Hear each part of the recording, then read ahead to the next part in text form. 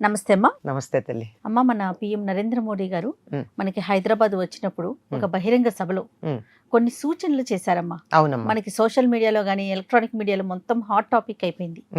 బంగారం కొనకండి, post phone చేసుకోండి, కొనాలి అనుకునే లెక్కైనా కూడా కాస్త ఆగండి, ఆలోచించండి అనేసి. దీని మీద అసలు రకరకాల మాటలు వింటూ ఉన్నాము. సోషల్ మీడియాలో అయితే ఇంకా చెప్పనవసరమే. అవునమ్మా. ఎందుకు అంత అంటే కొనొద్దు, ఆగండి అనేదాకా ఎందుకు చెప్పవలసి వచ్చింది అంటారు? దీని వెనకాల ఉన్న ఆంతర్యం ఏమై ఉండొచ్చు అంటారు? అమ్మ, బంగారం ఒకటే కాదమ్మా, చాలా విషయాల్లో జాగ్రత్త పడమని చెప్పారు. అవును. మనం గ్యాస్ వాడకం కానీ పెట్రోల్ వాడకం కానీ తగ్గించమన్నారు. అలాగే నూనెలు కూడా విదేశాల నుంచి దిగుమతి చేసే నూనెలు తగ్గించుకోమని చెప్పారు. అవునా? ఇవి ఎందుకు చెప్పాల్సి వచ్చింది?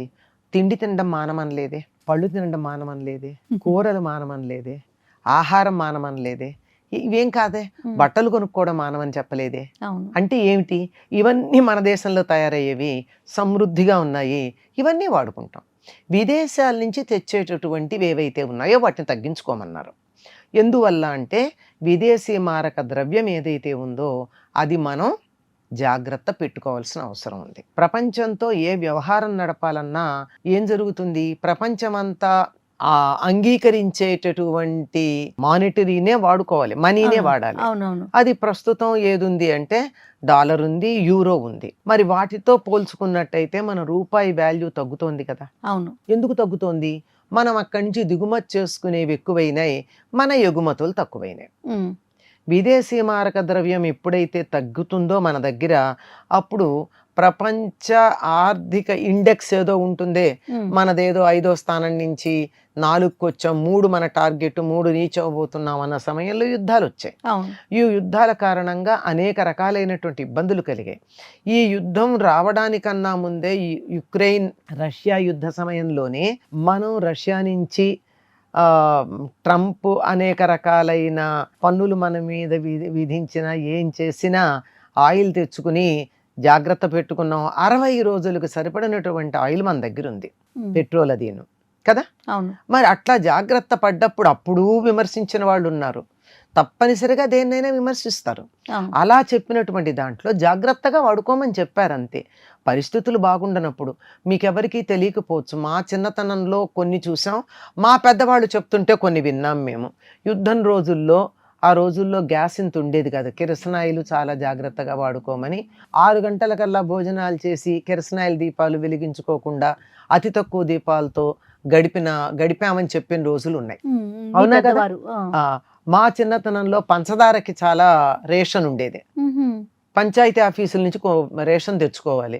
ఏదో మనకి 2 కిలోలు అంటే వాడు 75 గ్రాములే, 750 గ్రాములే వాడు కిలో లెక్కన ఇచ్చేవాడు. గట్టిగా మాట్లాడితే అది దొరకదు. అంచేత పంచదార చాలా తక్కువ వాడుకుని ఎవరింట్లో ఉన్న పంచదారతో స్వీట్ చేసుకుంటే అది వాళ్ళు చాలా ధనవంతుల కింద లెక్క ఉండేది. మా చిన్నతనంలో కూడా ఇట్లా యుద్ధ పరిస్థితుల్లో ఎగుమతి దిగుమతుల సమస్య ఉంటుంది. ఎగుమతికి మనకు సమస్య లేదు, కానీ దిగుమతుల్లో సమస్య వచ్చినప్పుడు మనం జాగ్రత్త పడాలని చెప్పి అనేక విషయాలు చెప్పారు ఆయన. బంగారం దగ్గరికి వచ్చేప్పటికి అందరికీ చికాకు వస్తుంది. ఎందుకంటే చాలా పెద్ద మార్కెట్ మంది బంగారం కానీ మనం కొనడం తగ్గించినట్టయితే ఇక్కడ ఉన్నటువంటి వ్యాపారస్తులు, బంగారం వ్యాపారస్తులకు చాలా నష్టం, అందులో అనుమానం ఏం లేదు. 100కి 150 పాళ్ళు వాళ్ళకి నష్టం. కానీ విషయం ఎందుకు చెప్పారంటే, మన దేశంలో తయారయ్యేటటువంటి బంగారం మనం వాడే దాంట్లో 4% మాత్రమే మన దేశంలో తయారవుతుంది. అంతకన్నా దరిదాపుల్లో 40% పైనే అనుకుంటా, సరిగ్గా నాకు సంఖ్య గుర్తులేదు. అంత మనం విదేశాల నుంచి దిగుమతి చేసుకుంటున్నాం. విదేశాల నుంచి దిగుమతి చేసుకుంటున్నాము అంటే అర్థం ఏమిటి? విదేశీ మారక ద్రవ్యం ఖర్చు పెడుతున్నాం. దానివల్ల ఏమవుతుంది? మన రూపాయి విలువ తగ్గుతోంది. మరి ఈ మాట ఎందుకు మాట్లాడలేదు? రూపాయి విలువ తగ్గకూడదు, బంగారము కొనుక్కోవాలి. ఈ బంగారం కొనేది ఎవరు కొంటున్నారు? బాగా డబ్బున్న వాళ్ళు పెట్టుబడి కోసం కొంటున్నారు. మధ్యతరగతి వాళ్ళు ఎందుకు కొంటారు? అత్యవసరమైనటువంటివి కొన్ని మన సంప్రదాయం ప్రకారం మనకు అలవాటు గనక, ఇది ఉండాలని చెప్పారు గనక తప్పనిసరిగా కొంటారు. నిజానికి ఉండాలి కూడా. ఇంత బంగారం అయినా శరీరం మీద ఉండాలని చెప్తారు. అవును, అది ఆరోగ్యానికి మంచిది, వ్యక్తిత్వానికి మంచిది అని.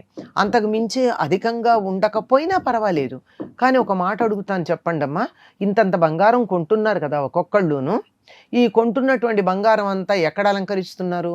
లాకర్లలో కదా, లాకర్స్లోనే ఉంటున్నాయి. లాకర్లను అలంకరిస్తున్నారు. ఒంటి మీద ఎంత పెట్టుకుంటున్నారు? మీరెంత పెట్టుకున్నారు, నేనెంత పెట్టుకున్నాను? అవునమ్మా. నేను ఈ మాత్రం పెట్టుకుంటున్నానంటే మా అత్తగారు నాకు గట్టిగా చెప్పారు, పెళ్ళికి ఇది చేయించి నువ్వు ఇది ఎప్పుడూ తీయొద్దని. అప్పటి నుంచి ఇప్పటిదాకా ఇది మాత్రమే నా మెళ్ళ అలా ఉంది. ఆవిడిచ్చింది ఇది నాకు, అంత తప్ప అది ఇది కూడా ఆవిడిచ్చింది. అవే ఇంకా మిగిలినవేమన్నా నేను పెట్టుకుంటానా? ఉన్నాయి, లేకపోలేదు. కానీ ఏం చేస్తాను, అవన్నీ లాకర్లో ఉన్నాయి, నిత్యం పెట్టుకోలేం కదా. లాకర్లలో పెట్టి లాకర్లను అలంకరించడం కోసం ఇంతంత బంగారం పెట్టుకోవాలా? భారతదేశంలో ఉన్నటువంటి బంగారం చాలా వరకు ఆడవాళ్ల దగ్గరే ఉంది, లాకర్లలో నగల రూపంలో ఉంది, ప్రభుత్వం దగ్గర ఏం లేదు. అవును. మరి విదేశీ మారక ద్రవ్యం, రూపాయి విలువ దేని వల్ల పెరుగుతాయి? ప్రభుత్వం దగ్గర ఉన్నటువంటి బంగారపు నిల్వల వల్ల పెరుగుతాయి. అందుకే గోల్డ్ బాండ్స్ అని రకరకాల ప్రయత్నాలు చేయలేదా అమ్మా? ఇందిరాగాంధీ గారు ఉన్నప్పుడు కొన్ని ప్రయత్నాలు చేశారు, మొరార్జీ దేశాయ్ గారు ఉన్నప్పుడు కొన్ని ప్రయత్నాలు చేశారు. మన దేశం యొక్క ఆర్థిక వ్యవస్థ మెరుగుగా ఉండడానికి, ఉన్నదాన్ని చూపించుకోవడానికి కూడా మనకి ఈ బంగారమే ఆధారం అవుతుంది.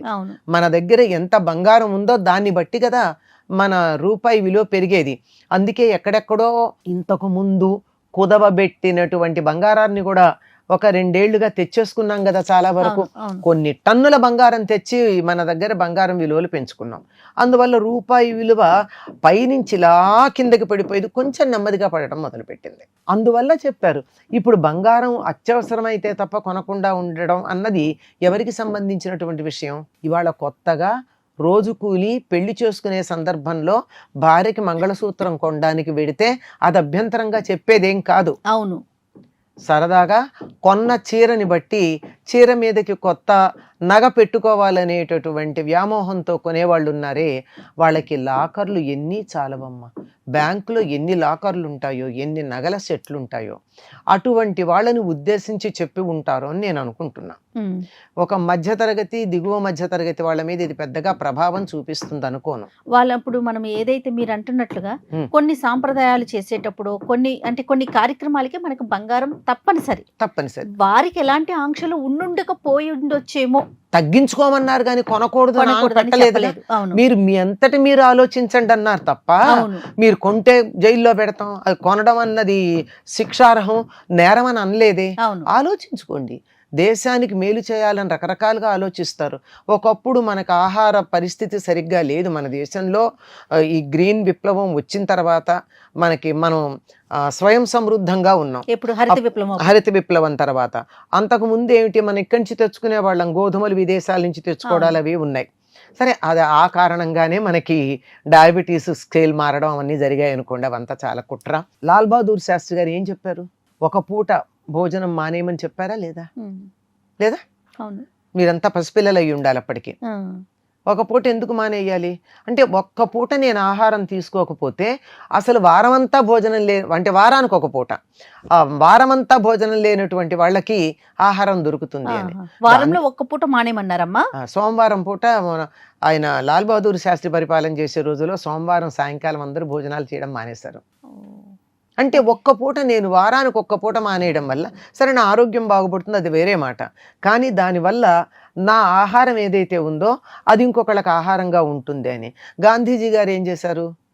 తను ఏదో మేకపాలు పల్లీలు తిని ఆహారం ఇతరుల కోసం అని చెప్పి తక్కువ బట్ట ఎందుకు కట్టుకున్నాడు? ఈ దేశంలో అందరికీ కట్టుకునే బట్టలు లేనంతకాలం నేను ఇలా కొల్లాయే కట్టుకు తిరుగుతానన్నాడు. అట్టా దేశంలో ఉన్నటువంటి ప్రజలు వాళ్ళ యొక్క క్షేమం, దేశక్షేమం దృష్టిలో పెట్టుకుని కొన్ని మాటలు చెప్పడం జరుగుతుంది. ఇది బాగా ఇబ్బంది కలిగేది. అంటే నా మీద కోపం వస్తుంది చాలామందికి ఇలా మాట్లాడితే. వస్తే రానియండి, సరదాగా బంగారం కొనుక్కునేటటువంటి వాళ్ళు దృష్టిలో పెట్టుకుంటే బాగుంటుంది. మామూలుగా అత్యవసరానికి కొనుక్కునే వాళ్ళకి ఏం సమస్య ఉంటుందని నేను అనుకోవటం లేదమ్మా. నిజానికి ఈ కాలంలో మధ్యతరగతి కుటుంబాల వాళ్ళు చేస్తున్న పని నాకు చాలా ఆశ్చర్యంగా, ఒక రకంగా బాధాకరంగా, ఒక రకంగా పర్వాలేదులే అని అనిపిస్తూ ఉంటుంది. పెళ్ళికి ఏదన్నా వెళ్ళాలంటే ఒక కొత్త పట్టుచీర కొనుక్కుంటే దానికి మ్యాచింగ్ నగలు కొనేసుకుంటున్నారమ్మా. బంగారం కాదు, 1 గ్రామ్ గోల్డ్ ఏదో అవునవును అవి ఆర్టిఫిషియల్ జ్యువెలరీ దరిదాపుల్లో చీర ఖరీదులో సగం పైన ఆ నగలు ఉంటున్నాయి. అవును అలా ఎలాగో నడుపుకుంటున్నారు కదా, బంగారమే కొన్ని ముద్దలు ముద్దలు దాచిపెట్టుకోవాల్సిన అవసరం ఏమిటి? వాడుకునేంత కొనుక్కోండి, అభ్యంతరం లేదని నేను అనుకుంటున్నాను. అవునమ్మా నా వ్యక్తిగతమైన అభిప్రాయం. మీరు ఎంత వాడుకుంటారో అంత కొనుక్కోండి, నిత్యం ఒంటి మీద అంత పెట్టుకుంటారో అంత కొనుక్కోండి.